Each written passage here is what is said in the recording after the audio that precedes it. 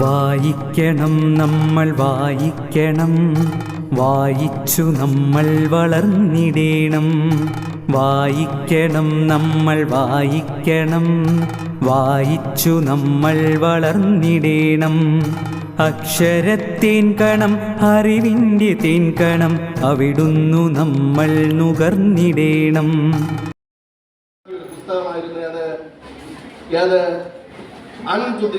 എന്നാണ് പുസ്തകത്തിന്റെ പേര്. അതാണ് ആ പുസ്തകത്തിന്റെ പേര്. ആ പുസ്തകം വായിച്ചതോടുകൂടി തന്റെ ജീവിതമാകെ മാറി എന്നാണ് ആര് പറയുന്നത്? മഹാത്മാ. ഇതുപോലെ എല്ലാവരുടെയും ജീവിതത്തിൽ മാറ്റങ്ങൾ ഉണ്ടാക്കാൻ എന്തിന് സാധിക്കും? പുസ്തകത്തിന് സാധിക്കും. ഇന്ത്യക്കാരനായ മറ്റൊരു വായനക്കാരന്റെ കാര്യം ഞാൻ പറയാം. അദ്ദേഹത്തിന്റെ പേര് അംബേദ്കർ എന്നാണ്. കേട്ടിട്ടുണ്ടോ? ആരാണ് അംബേദ്കർ? ഇന്ത്യൻ ഭരണഘടനയുടെ മുഖ്യ ശില്പിയാണ് ആര്? അംബേദ്കർ. മുഴുവൻ പേരെന്താണ്?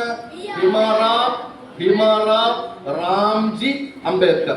ഈ അംബേദ്കർ തന്റെ ജീവിതത്തെ മാറ്റിയത് വായനയിലൂടെയാണ്.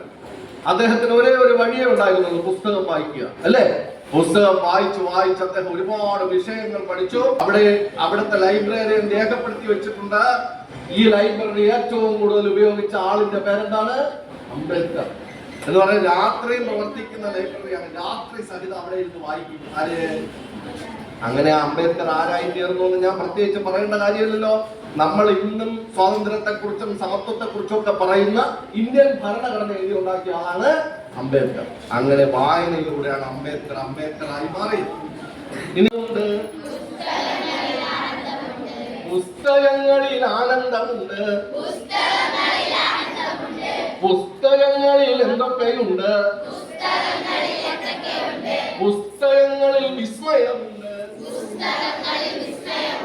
പുസ്തകങ്ങളിൽ വിസ്മയമുണ്ട്. പുസ്തകങ്ങളിൽ പിന്നെ എന്തുണ്ട്? പുസ്തകങ്ങളിൽ പിന്നെ എന്തുണ്ട്?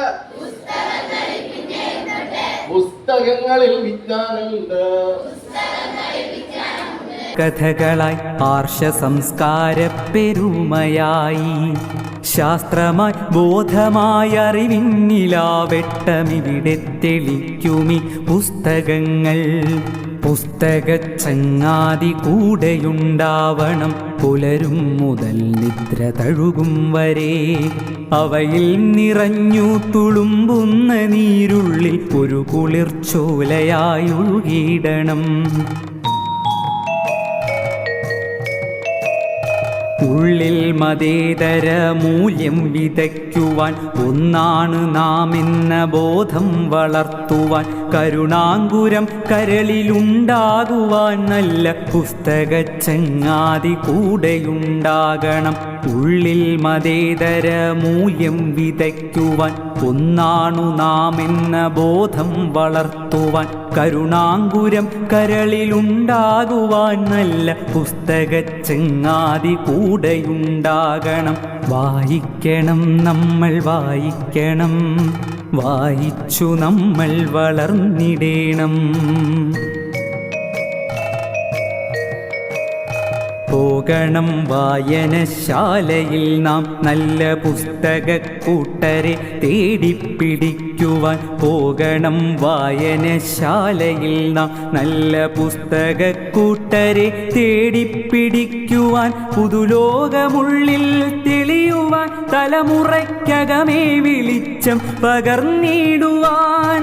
പുതുലോകമുള്ളിൽ തെളിയുവാൻ, തലമുറയ്ക്കകമേ വെളിച്ചം പകർന്നിടുവാൻ.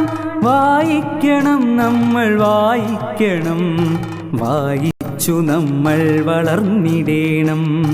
അക്ഷരത്തേൻ കണം അറിവിൻ്റെ തേൻ കണം, അവിടുന്നു നമ്മൾ നുകർന്നിടേണം. അക്ഷരത്തേൻ കണം അറിവിൻ്റെ തേൻ കണം, അവിടുന്നു നമ്മൾ നുകർന്നിടേണം.